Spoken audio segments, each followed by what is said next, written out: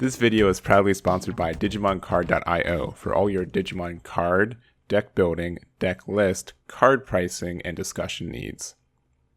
Hey everyone, Eggman here with another video, and today we have a top 4 breakdown for the Latin American 2022 National Championship that happened this past weekend. It was in the EX03 meta, so like the last big event that I can think of before we hit that BT11 here, and it was over 400 players. I only have the top 4 lists. I've been trying to find more, but these are the ones I can get. And so if this was like a BT11 tournament, I may hold out for it, but we pretty much have BT11 Nationals coming up in the next weekend here for North America, and I just kind of wanted to cover this event while it's still like semi-relevant. So we just have this top 4, and the top 4 is pretty diverse. We do have 4 different decks here into this top 4. We have a Crossart, WarGrey X, a Bloomlord, as well as a MetalGaruru as well. So there were over 400 players. Again, I've been trying to find more info for this, but it's been very tricky for it. If you guys have more, let me know. I'll try to update the website, but we're just going to go over the top 4 list here, starting off with Jose's first place Crossart.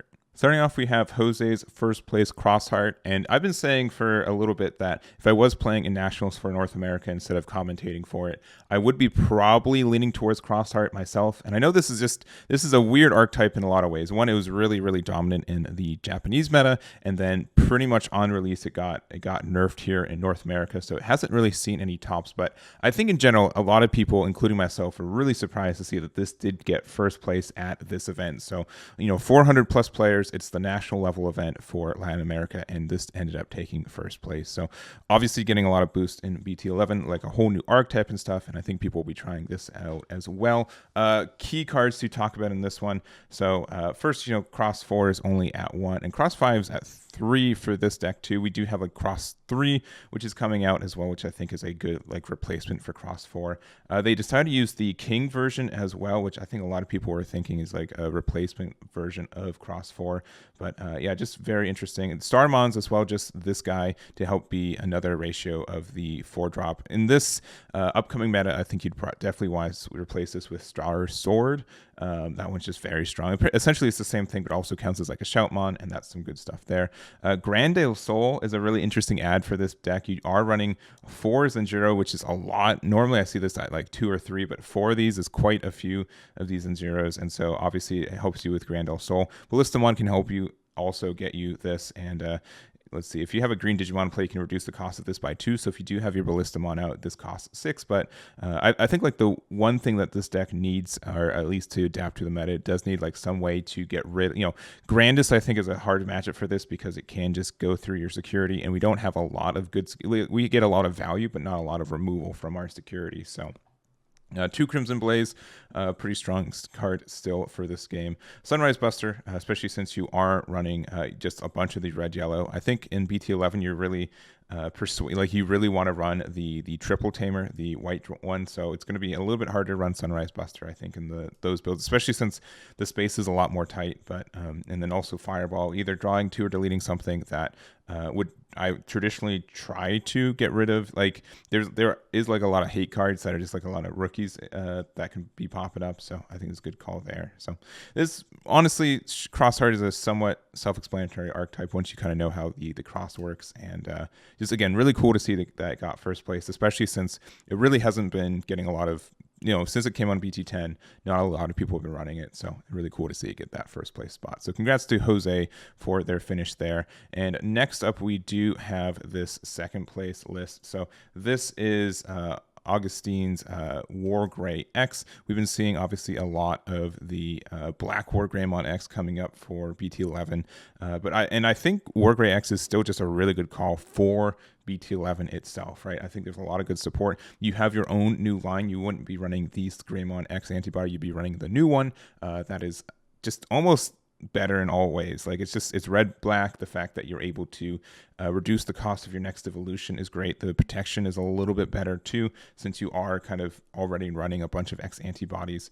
And I think this kind of archetype in general is going to be really strong at BT11, just because there are again like a lot of big boost for this one. So in general, I don't think there's much more you would change besides just this Greymon. If you want to run like the other X antibody, you can, but I think this one is stronger for this one specifically. being able to get that security attack +1 and that extra boost there. WarGrey on X is really strong for ending the game, and just the fact that like Omnimon and Omnimon X antibody is just really strong. Two, like they're running 4 of them, which is quite a few for a deck like this, but it just means this has a lot of ending power. As long as you're able to see your pieces, which is red is getting a little bit better at doing, especially when you're running 4 red mem boosts and 3 cool boys. I think that makes a lot of sense. So also WarGrey on X with the security attack +1, but also not activating security options, I think is strong in not only this, the past meta, but it will be coming up too. So all this has always been like an okay option in a lot of decks, especially when you already are running like the Greymon lines. So anyways, big congrats to Agustin for their finish there. And then next up, we do have our 3rd place Bloomlord. This is honestly like a deck and archetype that I haven't been as tuned into as much, but I think I'm underrating it. It's just a deck that I don't personally jive with, but when this deck goes off, it really can be really aggressive.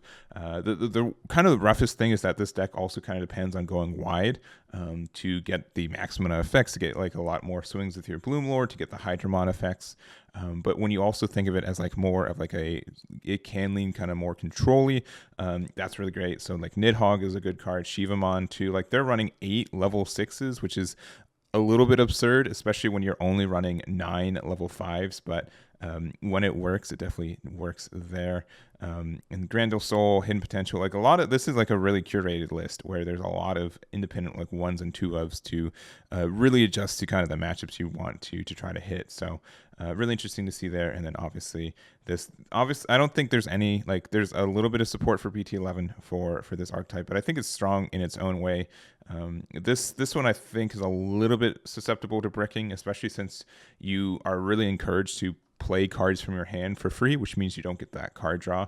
But again, when it goes off, is great. Hidden Potential Discovery is still a really good. Like if you see this card, you probably win the game because it lets you do some absurd plays still. I can't believe it's still around at sometimes. But just a very, very. I think it was a little harsh when I was doing my tier list for a deck like this too. I think I wouldn't be surprised if this got top 32. I think it put in like top 128.